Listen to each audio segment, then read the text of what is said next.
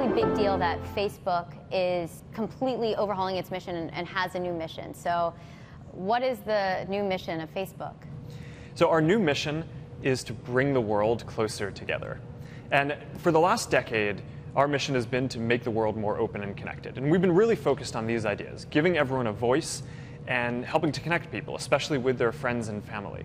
And I think those are really good things, and we're going to keep doing them. All right? We're definitely not done with that mission yet. But now, I just feel like we have a responsibility to do more in the world. Our society is still very divided, right? And that means that people need to work proactively to help bring people closer together. It's not just enough to help us simply connect.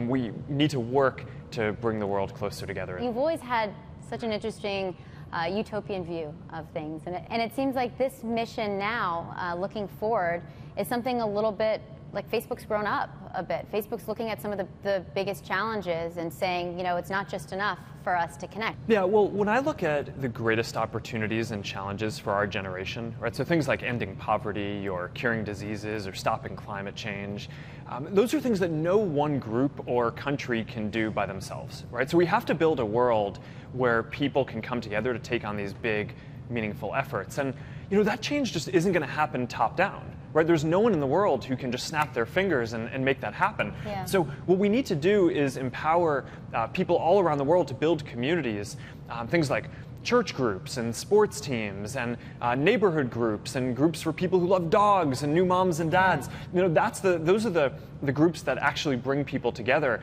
And once people are coming together at these smaller groups, that actually grows and it ends up with much bigger changes in the world. So how exactly do you do that?